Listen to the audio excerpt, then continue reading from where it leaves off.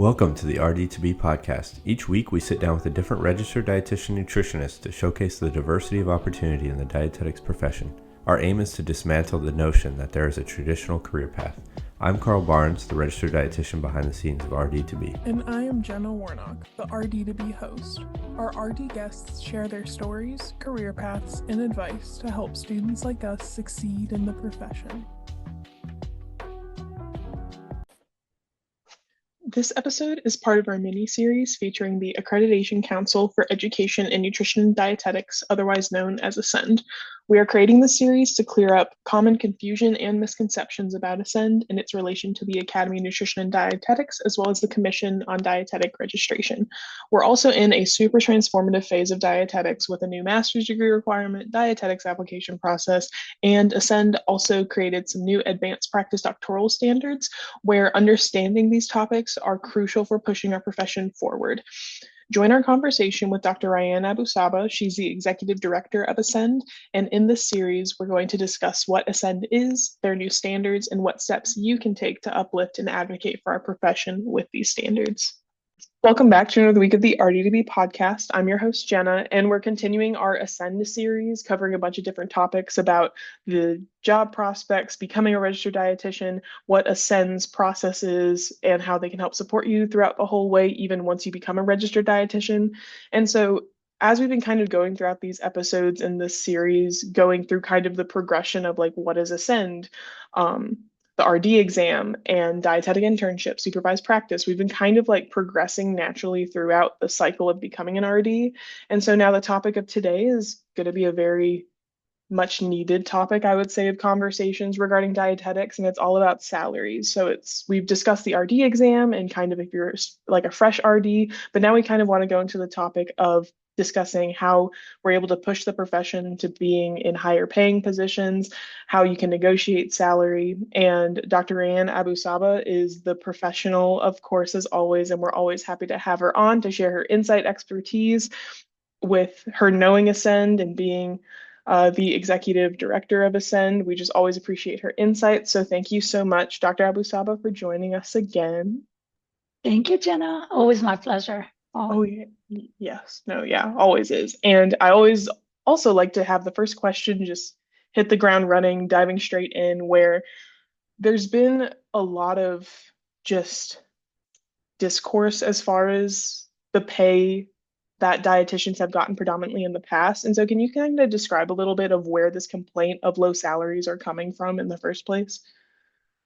Yeah, absolutely. And it's not totally wrong. It's not totally wrong. We are a predominantly female field. And as you know, with female field, women, they're known, research has shown they do not negotiate for salaries. You have about 8 out of every 10 men negotiate for salaries, and barely half of that women negotiate. In 5 or 10 years ago, it was less than 3 women out of 10 negotiating salaries. I'm hoping that increased, and I hear that that's increasing, but it's still nowhere near where men are. So with that, and over the years, having a predominantly female field and not negotiating, well, that just like keeps your salary low, because you're not elevating the salaries, you're taking salaries. I mean, I could just tell you one time I was in the 80s, I was doing home health care, and I was earning exactly what the nurses earn. So we would go to the home of patients and we would just take care of them, make sure they eat, look at their, tube feeds, all of that, and then support the family. And I was earning exactly what the nurses earn at that time. And then another RD came and said, "Oh, I can take half of that money if you give me the job." And so I was like, "Oh no, I am not going to work for half of that. Why? The nurses are earning that much more." And you know what? They let me go, and they took that other person with half the salary given. So now the nurses were earning twice as much as the dietitian. So I've always told my students, when you are out there negotiating for salaries, you're not just negotiating for yourself. You're negotiating for the profession and every single RD that comes after you. Because what you do, you accepting a low wage is dictating the low wages for the ones after you. So it's almost a responsibility to negotiate. And that's why it's very important. So, you know, with having that said, I want to share with you a story about when I went. I was a faculty at Sage. I was a new faculty there, and in 2004, so that's a while back, about a few years back, 20 years back. But in 2004, one of my graduates just took a job at the hospital where we were, and I remember, and it was our major hospital. And I just, being new faculty, I was like, do you mind telling me how much they paid you? And mind you, I was working a lot with New York State. I was working down in New York, with a lot of the WIC programs and everything. And I knew at that time, I believe they were paying dietitians in WIC about 40 some $1,000s. And she told me, oh yeah, they gave me 25,000. Yes. And I said, you accepted that? And she goes, oh my gosh, Dr. A, of course I accepted it. I don't know if they're going to give it to someone else. What if they don't give it to me? I want the job. And it was that aha moment for me when I realized our graduates, where I was, needed a lot of help. And so that's when I started with every year, I would give them, for the seniors, a 2-hour talk on negotiating salaries. And I gave them the words to use, how to come up to the numbers. I told them all the little things, which we will share all these tips today. And I would tell them, you're not allowed to accept a job. You have to call me. And then we would talk about it and see what you do. And I would say within 5 to 6 years, we were able to elevate those salaries to 40 and 50,000. It did not take long, which was still not good enough. I mean, I still did not feel that was good, but at least we did great headway. And then before I left Sage, which was around 2014, well, it was probably around 2012 or something, I had dietitian from a long-term care facility tell me, what are you doing with your students? I can't find anybody to take the job with the salary I'm offering. I can't offer anymore. This is way too much. And it was like 67,000 at that time. So I'm giving you numbers because I want you to know how you can elevate by negotiating and how important it is. Yeah, and I'm glad that you kind of mentioned too that there's almost one, especially whenever it comes to new grads, they already enter with a scarcity mindset rather than an abundance mindset. They're just like, let me scavenge for just what I can get and settle for what I can get because, I mean, of course, it's much more secure to have a job than no job, but it's so much better and more impactful to set yourself up for a job that can sustain you for longer than just the present moment of just having a job.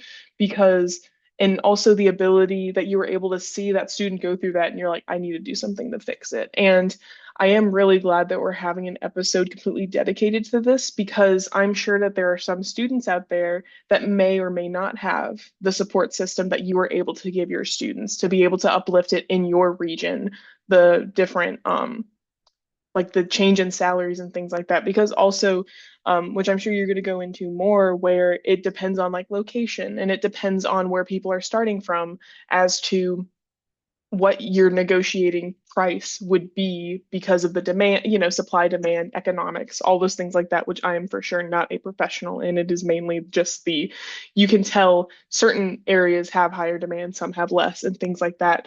But it's definitely, again, I'm so glad that we're making headway into talking more about how you can negotiate from the get-go. Like you don't have to just take the first thing that pops on to your lap. Like it's really good to be methodical and intentional with it because you want to think big picture, not just about yourself and how you'll want a higher paying job in the future, but also you negotiating a salary is setting a precedence for what these employers need to expect for other dietitians that are going to come in or other graduates, where it's like, oh, okay, if they're going to start negotiating, maybe I need to start thinking about changing my salary. So yeah, really, really great things. And kind of transitioning to where there's been a lot of kind of discourse primarily, because I mainly saw a lot of the salary conflict pop up with the master's degree requirement because people were like, oh, if you're going to increase the degree requirement, what's going to happen? Like, how are we going to increase the pay? Like, oh, the salaries are staying the same. All I'm doing is just having to pay more money for this extra degree. And so, would you be able to go more in depth about the actual benefits of the master's degree and how it can actually improve salaries and just kind of change the script a little bit about what people are saying about the master's degree? Yeah, absolutely. And we talked about this in previous podcasts, Jenna, that for sure it will make a difference.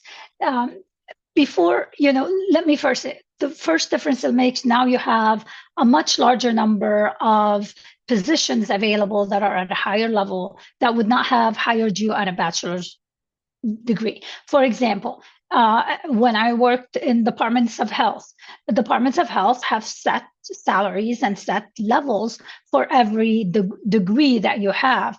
Let's say you're a public health nutritionist one, you have to have a bachelor's degree, but with a master's degree, you're a public health nutritionist two, and the salary jumps up $20,000 right there. So, and don't forget how government is very important at moving salaries up. It will guide the salaries around because now all those people competing for RDs need to match a lot of those salaries. So that helps a lot with that. Then you have the range of jobs that's available. It's going to be a lot higher. Now you can do research positions, you can do pharmaceuticals, you can do a lot of jobs that are very high paying jobs. So that also will help with the salary. The one thing that I do have to say, you also have the experience now. Now you can just say, I have more experience. I have more knowledge. You have something to argue with. When you have a bachelor's degree, everybody has a bachelor's degree, but now you have a master's, you can just say, well, with the master's degree, I have more knowledge, I have more research to bring. You can help yourself with a lot of this.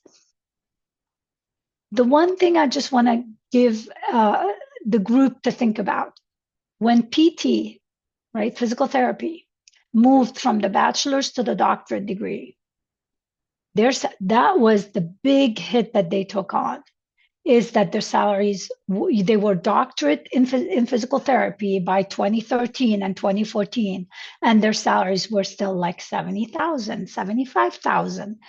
They were terrible, for a doctorate, right? And so that they took a major hit on that. But over the years, you notice that quieted, and now PT is like one of these great jobs with great compensation because their salary average is around 97,000. So you have to give it time, because with time, you're going to need a lot of you still have a lot of bachelor's level individuals in the field, and you have to wait till you have those higher level individuals in the field, and the entry of the students who say, no, I have a master's, I'm not going to take something for 50,000. That's just not acceptable. So it will take a few years and you will see the salaries increase. One thing is helping us, and one thing is helping us a lot, is the short supply of dietitians on the market. The generation of dietitians that are coming out right now are in the best spot a dietitian could be. You guys are a rare commodity right now because of the short supply of dietitians. And when you have this supply and demand start to work, and when there's a need for dietitians and people are competing, all of a sudden, you can ask for more, you can ask your price. And Jenna, exactly what you said. Don't apply to one job. Don't interview in one job. No matter how much you want to work at the hospital, that is the place you want to be. I don't care. You apply to 5, 6, 10 jobs. It costs you nothing. This is not like a university application where you're paying $60 a pop or $80 a pop. It costs you nothing but time. But that time you're going to put in is going to be learning and getting better at interviewing, because the more someone likes you in the interview, the more they're willing to pay for you. And also maybe you're going to get 2 or 3 offers. And then now you're going to say, well, they gave me that much. Can you match it? You have to do this. And I think in our last podcast, I talked about this graduate student who graduated and ended up with this bidding war with a couple of hospitals bidding for them. And then in the end, they ended up with a salary that's well over 80,000. So you can get into that. You just have to be very smart and not take the first job you can get. We are already seeing the increases. We're already seeing things we've never seen before, which is hospitals willing to pay for, international dietitians trained internationally to come to the US, and they're willing to pay for their paperwork to give them green cards because they're not finding enough dietitians in the US. So you're going to see that increase, and it's going to be happening very soon. Yeah, and I'm very glad that because yes, we've talked about it in podcasts before, but I think one, it deserves reiterating, and two, there's a lot of different lenses that you can look at that low supply of dietitians and how it can impact us as aspiring dietitians. And this is one question that popped up as you were sharing it, where we are kind of, especially new graduates and new RDs it's kind of a hot commodity right now. However, like say that there's a student listening in where they're like a sophomore, junior in their undergrad, and they're like, oh, I won't have my RD credential for another 3-4 years. Will this commodity still be present? Or will the playing field change for me? Should I be on the lookout for anything? So when it comes to the high demand of dietitians now, would you say that those that still have a couple of years until they have that credential under their belt, that this will still apply to them, or that it'll look even better because the salaries may have risen by then? Like, what are your thoughts on that? I think it's going to be looking even better for quite a few years right now, because these years we're seeing the lowest enrollment in dietetics, and students are struggling to pass the RD exam. And you're going to have to wait for the RD exam to get fixed so that they can make it reasonable. You'll have to wait for, for the market, for people to start liking being in dietetics again, because that when you move to the graduate degree, it happens the same with pharmacy, PT. You always have a dip in enrollment. You are in that dip in enrollment because this is 2024 with that requirement happening. So with that, I think you have at least 5, I would be predicting almost 10 years of the shortage coming, at least 5 years. Yeah, because I think even though in this episode we're talking about, oh, once you're a dietitian, this is what you can do once you're a dietitian, it's also still having that other side of the coin where it's like some people may still have many years until they do get to this point, but it's also good to tuck these things away now because, for example, a lot of the things that you're going to share tip-wise are evergreen and it'll apply to, especially like negotiating salary, what things to ask, research, things like that. It's applicable no matter whether you're telling it now in 2024 or you were telling it in 2014. It's going to be continuous things that you can take from once you get to that point. And oh yeah, what were you going to say? Yeah, Jen, I was just going to say that the market has yet to fill up with dietitians. I've been in a faculty since 2003, and not one time have I had a student who graduated and was not able to find a job within a month. Dietetics is hot. There's always jobs. There's plenty of jobs, and there are less dietitians than the jobs. Don't forget also about the retiring baby boomers and what that's going to do to the market. We are in need of dietitians to the point that we're worried that they're going to start giving our jobs away to other less good individuals, less well-trained careers. The other thing I was just going to say, because of this, Jenna, you pointed at it, you're going to have plenty of jobs available for you to apply, right? There's shortage. Everybody's looking for dietitians. Very few people are able to fill those positions up. So there's a lot of jobs on the market. This is the time to apply for a lot of jobs for the next whatever, as many. This is an advice for as long as you are graduating and applying for jobs. Apply to as many jobs, and that gives you leverage when you negotiate. Definitely. And kind of expanding more on applying for jobs, because we are going to kind of go down a deep rabbit hole of negotiating salary. But if someone wanted kind of advice or ways to actually look and apply for the right jobs, we don't have to do a whole constructive, this is how you draft your resume, things like that, but mainly like looking for the right jobs to apply for so that you kind of minimize that risk of applying for the jobs that want to give you 25,000 a year with no questions asked. Like, what are some things that students can kind of look at or pay attention to make sure that they're applying for jobs that are worth their time applying for? Yeah, I mean, that's a good question. I'll just say, sometimes you don't know what's happening, right? Sometimes the most important thing is don't accept it. Don't look. I get it that you need money and you don't have the luxury sometimes not to take the first job, right? However, when you apply to several jobs, hopefully you're going to have more than one offer. Then you're able not to accept the one that's going to give you I'm going to say insulting salary, or, like some salaries we should never accept, like that 25,000, that should have never happened. She should have laughed in their face and walked away. Who can live on that? But so that, that should be helpful. But if you absolutely have to take the job and you are worried, you're in a rural area, that's all the salary, you negotiated, nothing happened, I would just say take it because you have to, like you're desperate, you negotiated, nothing worked. But then keep on the lookout. Nobody says you cannot move to another job when another job opens up. Keep on the lookout. Do not sit and be satisfied where you are. That's the problem with dietitians. We see them, they sit in their position for 20, 30 years. They don't move. Your salary will not increase if you stay in the same position. Period. That's what it is. You have to look for different jobs. We are sometimes complacent. We have a large group of our graduates that are complacent and they like the job, they're comfortable, and they don't want to move and they don't want to challenge themselves, or they're afraid of the unknown. They don't want to take risk. I have not studied what is that issue that's causing them to stay in the job, but we notice that they just don't change jobs. And these days, most people, 2 to 3 years, you change a job. That's how you improve your salary. There's so many tips. We're going to talk about them all, Jenna, but there's so many tips to move your salary up.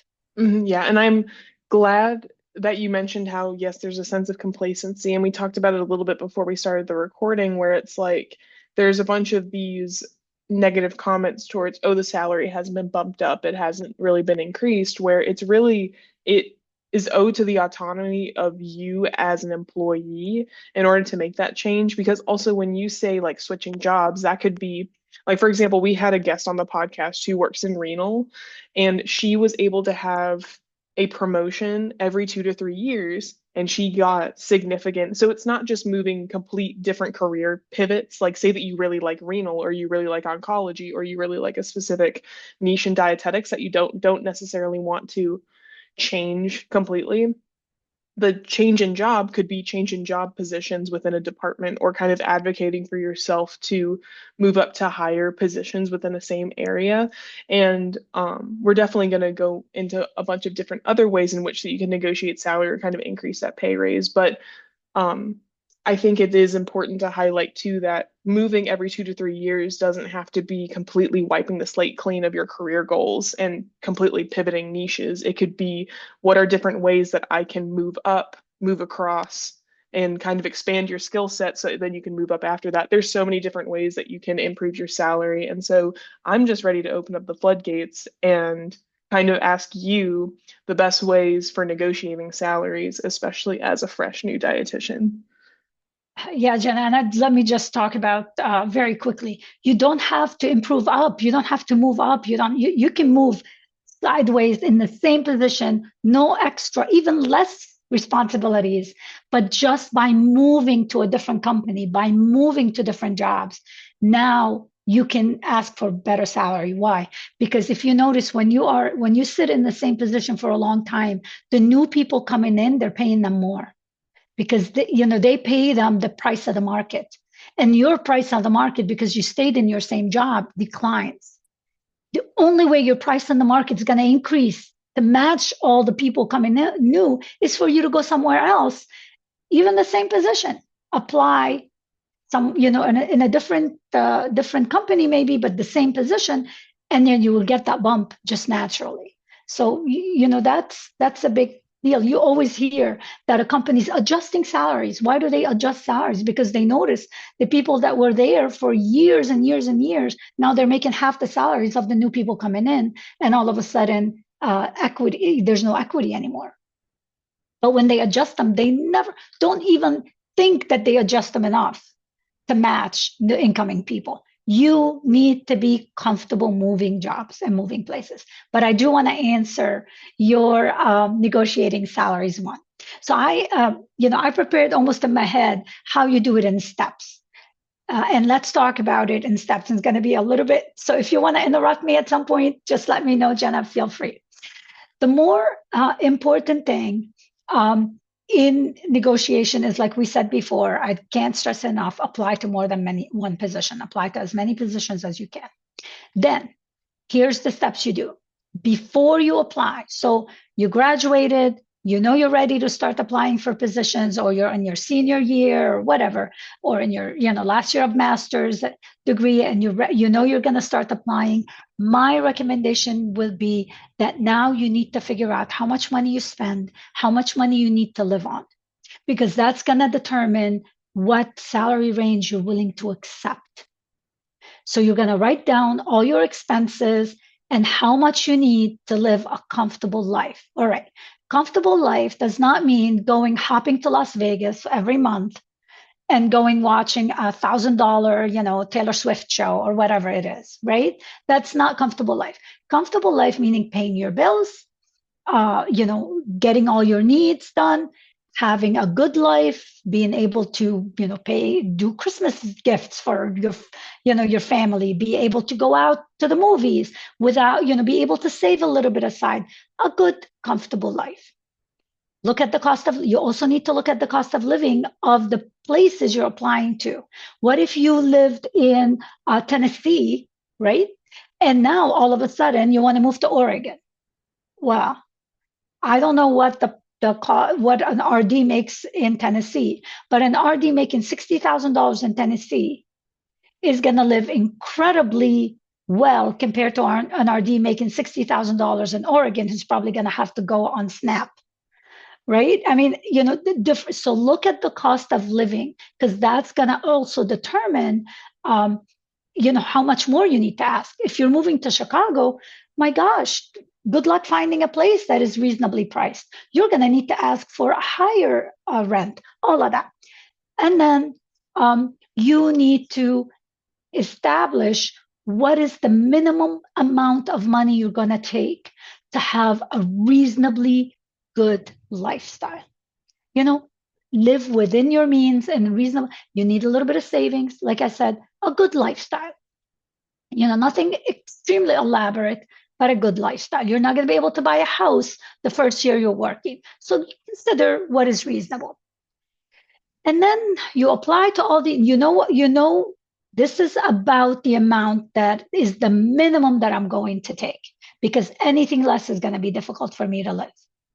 Then before you start with the interview, let's say they send you an interview and the company says, oh, we liked your application. We want you to come and interview with us. Now you have a lots of job to do. You have a good job to do. You need to research the salary of that position very well. Okay.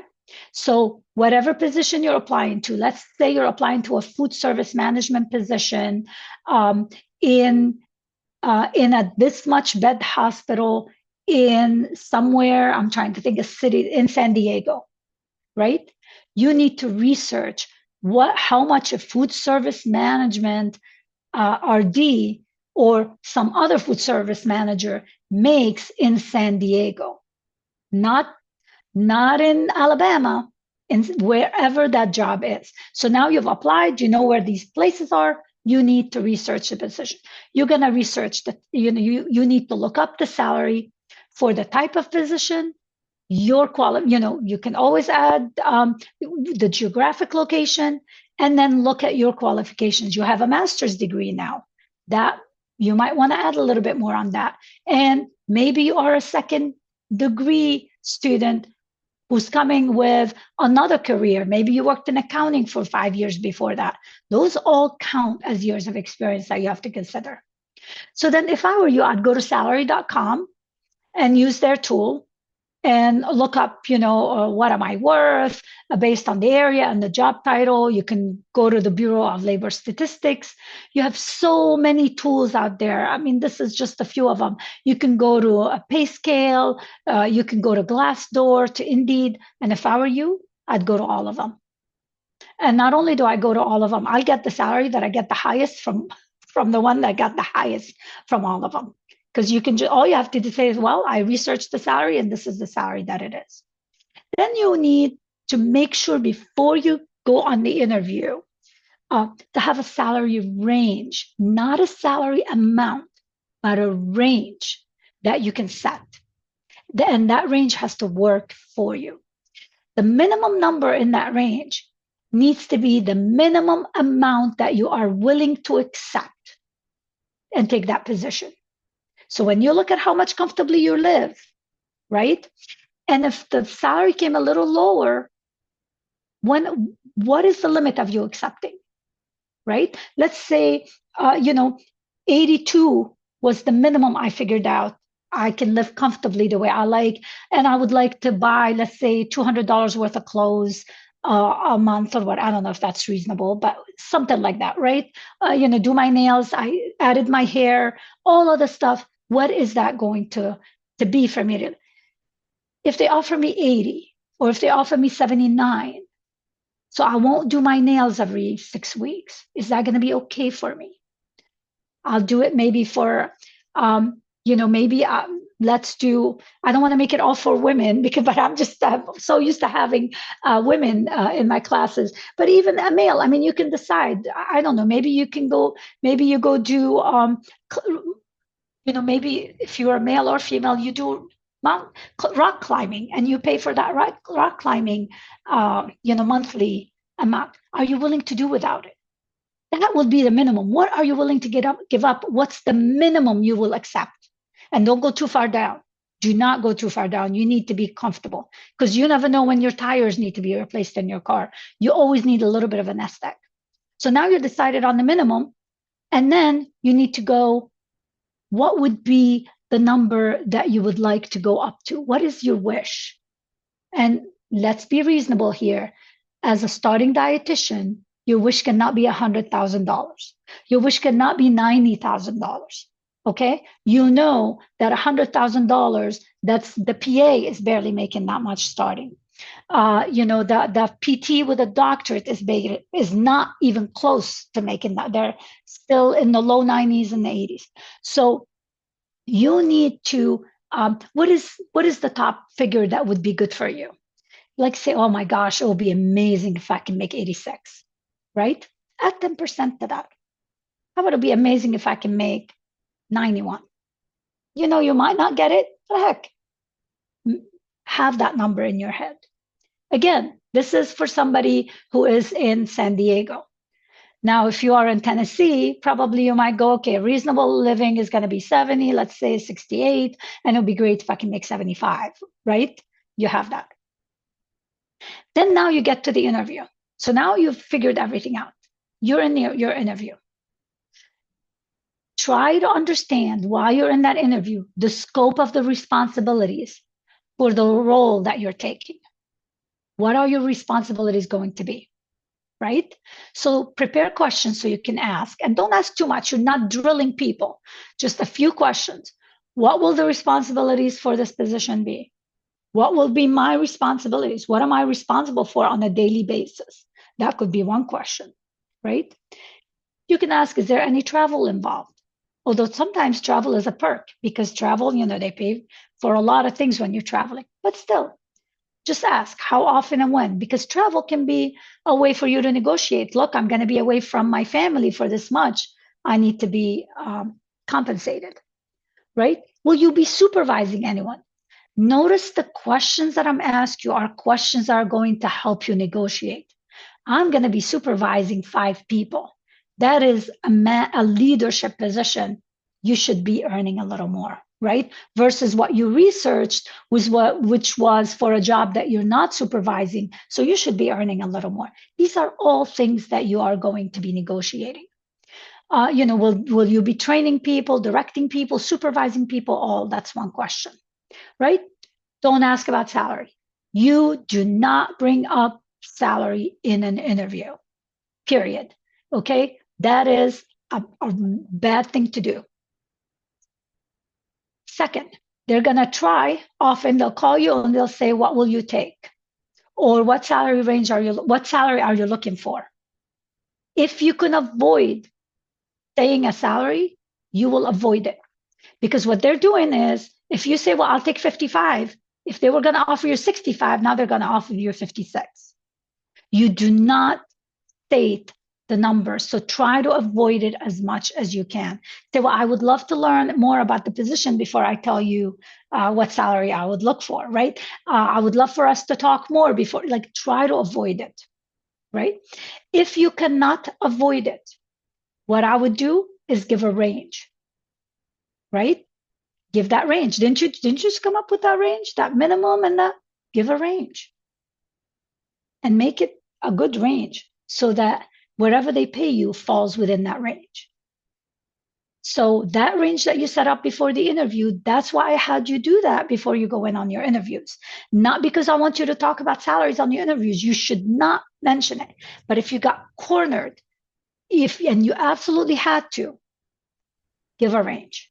And then as far as the range goes, would you want to say the same range that you planned for behind the curtains? Or because like a common thing too, like with what you said, where it's like you say that they were going to pay you 60, but then you say 55, and then they give you 56 instead. Well, if you give a range, they could then like say that your lowest was, again, you said the like 82.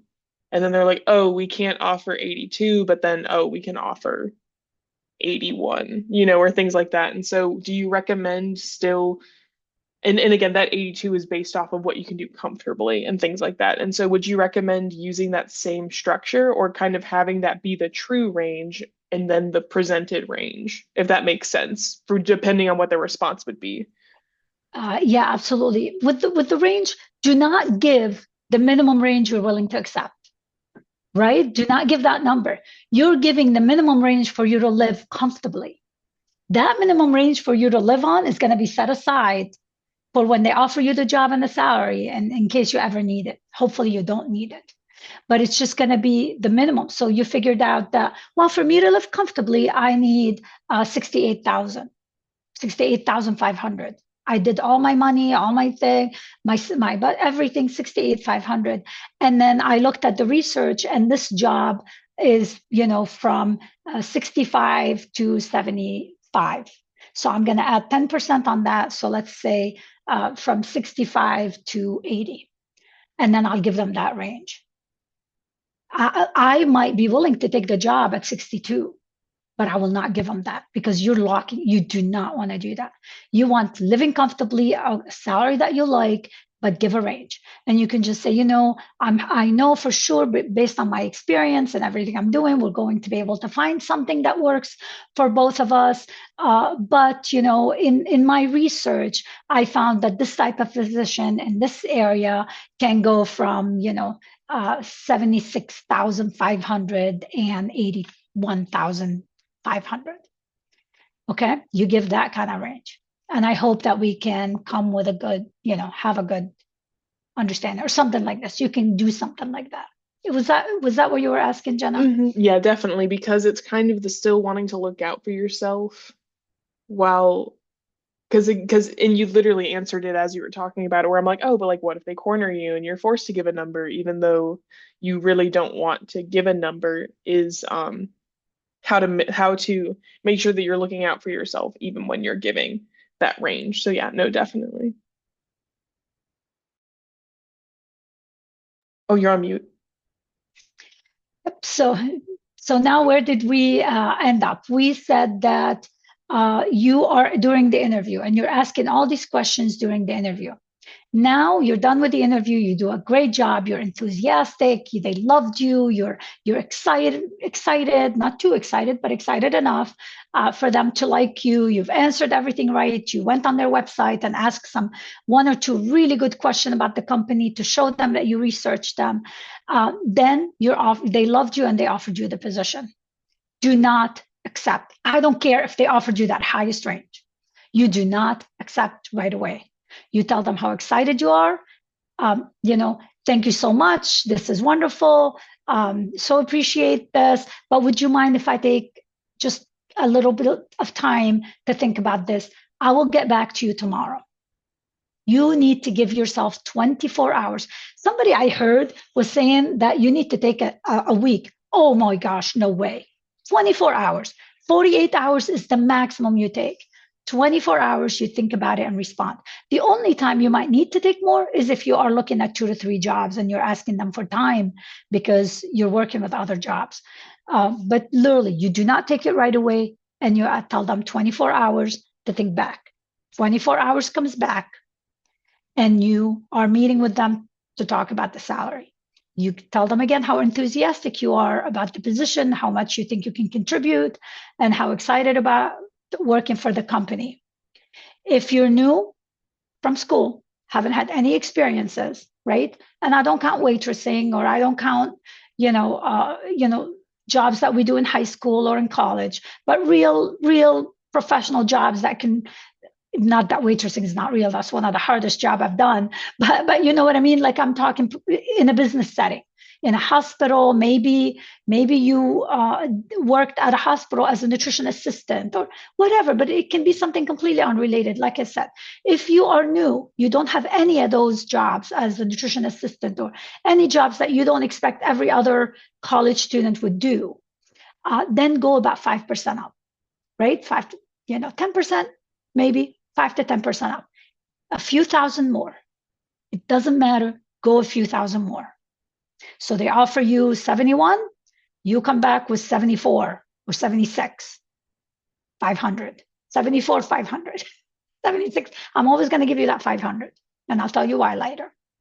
Then if you have experience, like I said, you worked as a nutrition assistant, you had a career before this, you can go higher. You can just say, based on my experience, I bring so much. You can go maybe now offer even more. Maybe instead of the 4,000, 5,000 more, maybe you can go 5,000, 6,000 more. So you can go a little bit more. You have more to negotiate. And you always frame the negotiation as a question.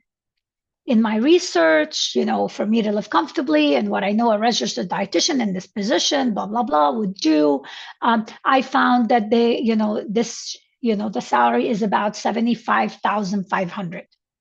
Would you consider 75,500? Like ask it as a question. Make it a suggestion, then back off, don't give any more, and listen. And they might have to go back to their manager and talk. But it doesn't matter. Don't talk too much because you can talk yourself out of it. So just ask it as would you consider? Leave it open in case you are going to take less. So leave it open. You're throwing it out there. Would you consider this much? And they're going to come back and offer you half of that. Like you'll say, they offered you 72. You say, would you consider 75,500? They're going to give you 74. You don't want to say, I will not work for anything less than 75,500. You locked yourself out. So that would be one way to do it. And then I also just want to do a plug. Everything we're talking, Jenna, we have a webinar that one of our former students on the ACEND board also did a webinar that has a lot of the same information and is sitting on the ACEND website under the student section of the ACEND website. So go look for it if you want to hear more. And she had slides and she had some really nice tips. So it'd be good if you want to also listen to that one. Before I forget, I want to mention it. No, yeah, and I'll definitely put it also like the link in the description of the video as well so that people can have direct link. But I just wanted to say, I love how you gave concrete direction to how to present it and the nuance behind it. Because I feel like a lot of people who are dietitians, the great positive of our profession is that we're all incredibly nice. We're all incredibly very, very nice. However, it can come to the point of kind of sacrificing our chance of getting a salary because again, it's like our concern is that we don't want to be too much. We don't want to be the, oh, I'll only take this much and nothing less, nothing less than that. But I think just it's in our nature that we shouldn't have to worry about that and have that hold us back because all it is about being mindful of how you ask the question.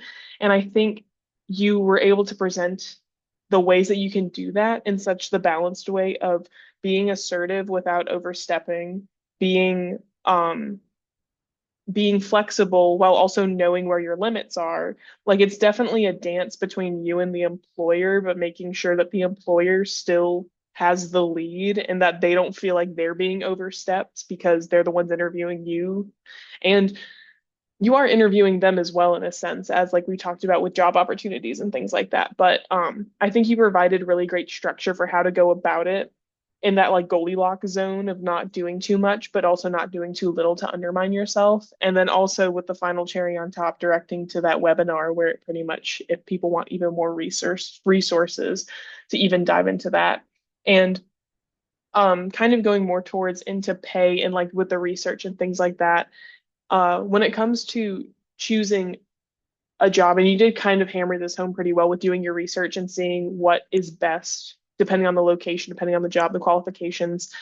So would you say that the biggest thing then is like knowing whether or not a pay that they present is worth it is just based off of the research that you do preemptively with like what's the lowest I'll take to live comfortably and then might shoot for the moon wanting to get or anything else or just that? No, Jenna, you said it. Do your research. Once you do your research, then you know what's going on. And like I said, don't just go to one place. Go to Indeed. Go to all the places. Mm-hmm. Keep researching how much a dietitian makes in that area, in that position. Be specific. Look for it. Ask people. Then you'll know right away. Is that worth it or not? Mm-hmm. Is that a good number or not? Once you do your research, it simplifies everything for you. You know what you're looking for. Mm-hmm. I can't tell you how much it will help you out. No, yeah, definitely. And outside of just negotiating for salaries, and you have talked about how the master's degree opens up more opportunities for different jobs that can offer greater just starting salaries because of the higher education level. But as far as what like students or new graduates can think about, other than just the negotiating, which you covered really greatly, like if there's anything else or other advice that you would have towards them for being able to maximize their salary. Yeah, so when we talked about negotiation, I just wanted to let you know that 84% of employers, when they're hiring somebody, they expect people to negotiate. Okay. And when we say that 3 or 4% of dietitians are negotiating, look how much money you're leaving at the table, on the table. You're leaving so much money. And think of what they're thinking of you. She's going to be a pushover. He's going to be so easy to deal with. He's never going to be able to negotiate for us in the food service or for his patients or advocate. You know what I mean? We need to try to negotiate because it sets the tone, and be kind about it, be professional, and be respectful. And when you do your research, you just can do it easily. The other thing is move jobs, move jobs, move jobs. Be willing to take risks. We notice that often we are in a career that does not have a lot of risk takers. And you have to work yourself into taking risks. Now I get it. You love the job. You love the people well, then don't complain that your salary is not great. You know what I mean? Because now that job, the amount of happiness you're getting out of people being with the individuals you enjoy working with is worth a lot of money to you. So, you need to decide what's worth it and what's not. But if you move jobs, I guarantee you, your salary will increase very handsomely, very often. And one of our problems as dietitians is we sit and we never leave. Another major crisis in dietetics is many of our dietitians are not taking on leadership roles. If you remember the last podcast, I told you that I know one of my friends who has 40 dietitians, and all she needs is one clinic manager. And out of the 40 dietitians, not one of them were willing to become a clinic manager. Then do we deserve an increase in salary when we do that? You have to take on leadership roles. That's where the money is. So be willing to go out of your comfort zone, be willing to extend yourself, and you can do it a little bit at a time. But that could really help you in maximizing your salary and improve where you are. Yeah, definitely. And I think another thing to tack on to about the moving jobs every 2 to 3 years and how we said, oh, it could be side to side, not even just up, but also like I think one thing that someone may be worried about is, oh, I may be seen as like a flaky employer, or I may not seem as committed to a job if I only stay there for 2 to 3 years. But if you show on your resume and you show on how you present yourself, I learned these skills from this job, or I got a promotion and moved to this, like if it shows a track of growth or a track of expanding skills, when you do go to jobs and you go into these interviews, you'll be able to draw from everything and also explain like, hey, I moved this job not because of anything bad with the job in particular. I just wanted to push myself like career wise and I wanted to expand my career. And so I just think that that's another common thing in like an older mindset that people had where it's like, oh, you have to stay long in a job in order to be seen as a good employee and to be seen as committed. But you can show commitment in so many other ways, and you don't have to feel stuck somewhere in order to feel like you're good enough to move out of it. But no, I think that which we talked about before, where it doesn't have to just be moving up and up and up. It can be side to side, lots of different ways that you can expand and things like that. But if you have anything else to add on to that, absolutely. Yeah, Jenna, thank you. So I was just going to say, I think it would the market now is people moving every 3 years is acceptable. Mm-hmm. Nobody's going to judge anybody for moving every 3 years. I would say if you move horizontal every 3 years all the time, mm-hmm. that might make me kind of worry. Like, all right, I get the first 3 times, but what's happening every 4? Are they, do they get unhappy? Are they not productive or something like that? But if you move up every 3 years, take on a little bigger role, that's nothing but to admire. You are growing out of your position and you are increasing your level of knowledge and increasing your level of input into the job. So of course you can move up, and I expect you every 2 to 3 years is no big deal. But exactly what you said, it's expected now. Somebody who's staying, very few people are staying in their jobs 5-10 years anymore. So it's not anything that anybody's going to take against you. Now, you give me a CV with 20 places that you moved every 2 years, I might get concerned. But 2 to 3 years here, 2 to 3 years here, you stayed 5 years in this job, moved to another one for another 3 years. That's typical these days. Yeah, because I remember you talking about last time too that you have interviewed people, you have looked at resumes, you have been on that side of looking at potential employees. And so I do think highlighting that, especially with your expertise in the area, that, yeah, that's absolutely valid. And you've seen that and you know what flags as a concern and you know what doesn't flag as a concern. And so the last kind of bit of this episode is going to be that rapid fire, kind of just the final takeaways or the biggest things that you would want aspiring RDs or new RDs to take home from this, just the things that you would want them to remember if they don't hear anything else from us. What things would you want them to take away from this episode? Yeah, the first one is always negotiate. I used to tell my students, you're not allowed to take a job without negotiating. You would be disappointing me and disappointing every dietitian out there. You have to negotiate. That is so important. Practice it, maybe have a coach, be it, your partner, be it your parent, your friend, have a coach and practice your words so that they come easy to you. Talk back and forth with them and then negotiate. Don't leave money on the table. Second, do not ask for an unreasonable salary. I know we talk about sometimes, you're always hearing, well, this generation of kids, this generation of students, they want it all. Well, be mindful of that and think of what is a reasonable salary. What does your research show? You cannot go way above that. You go way above that, you talked yourself out of the job. Right away, they're going to go, oh my gosh, 90,000, we can never. The position would never pay 90,000. We're looking at 75 max. You just right away removed yourself and they're not even going to interview you sometimes. If you said it before or if you said it after, they're just going to go, what? This person is unreasonable. Let's say somebody offered you 80,000 and you're asking 95. That's just not reasonable. It's not like you have a lot of experience. If you come with a lot of experience, absolutely. If you come, like when I came with 20 years of experience and somebody's going to give me a number, you betcha I'm going 15, 20,000 more. But not when you're new. You got to know where you are in your career. And so just be reasonable. That's important. Avoid giving the price, right? Avoid giving, don't give that minimum, absolute minimum you'll take. Never give that away. But make sure you don't, give a price.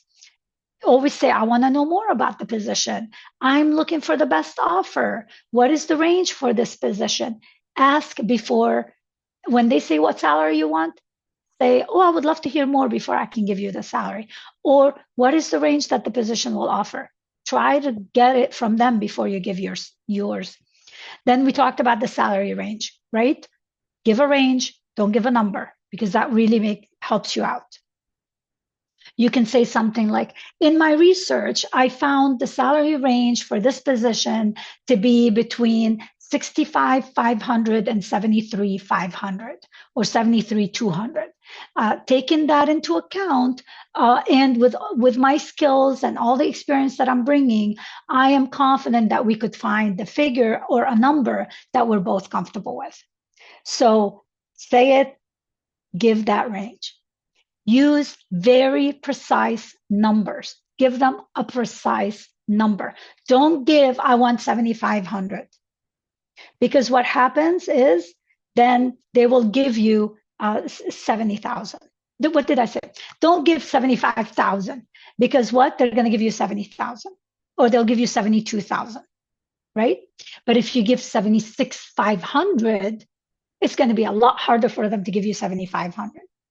75,000, right? So always give a little bit more. Don't give a straight number. Try to avoid the 75, the 60,000, because that looks like you didn't think a lot about it, or the research didn't give you a lot. Do 78,500, 69,500. I always say 500 because 300 is looking like you're looking at change here, but 69,500. So always do that. Always counter offer, right? They give you the offer. I need to think about it. Give me 24 hours. I'll get back with you tomorrow. Thank you so much. I'm so excited. This is so exciting. Something really nice, but you counter offer, but do it once. Once you counter offer, let's say they give you, 2,000 less than what you want. You go, well, now I want this, or now I want more. No, you counter offer once. But then you can just say, like, for example, I also would like to talk about benefits, and then you can talk about benefits and counter offer those. But be careful. Try to get your salary, and then you can just say, I would like to talk about salary right now. Once we agree on a salary, then I would like to discuss my benefits or something like that. Maybe you might be asking for a cellular phone or whatever. Sell yourself. Give the exact numbers and the data of your accomplishments. So meaning, when I was a dietitian at this and this place, I was able to increase the patient numbers by this and this. I improved satisfaction by 5 percentage points. I was able to bring the clinic this much more dollars. Put it in numbers so that you're like, wow, this individual, they're adding such value added to their company. We want them here. So very important to always talk when you're in the interview, and even afterwards, to sell yourself with numbers, with data. And then avoid bringing your personal life into this. Not because you've got a parent who needs support, or because you've got a condition that you need more money for. That does not come. Anything personal should not be in the interview at all. You don't bring to the interview or to the offer whatsoever. It doesn't matter what's happening in your life and how severe and terrible it is. You don't bring it up, because that's not what you're negotiating on. They're not going to give you money for that. They're giving you money for your skills and who you are. but cost of living always comes into the discussion. So that's one personal thing where the cost of living, based on the cost of living of this area, it's going to be very difficult for me to live comfortably. And then you can say nothing but low. This is what I did my research based on the cost of living. This amount is where will allow me to live comfortably. Otherwise, nobody wants their employee not to be living, to be going out and needing money, right? Be in debt. So cost of living is the one personal thing, which I don't think is personal, that you can talk about. But use your research, and you should be good. Arm yourself with information. Yeah, and I'd say you definitely armed everyone listening with an abundance of information that I feel like isn't talked about enough. And I'm so happy that we were able to really dive not just to abstract concepts and just about little things like actual, like, this is what you say, this is how you talk about numbers, this is where you get the numbers, like all the ins and outs. I'm so glad that we have a structured just crash course pretty much into salaries and negotiating.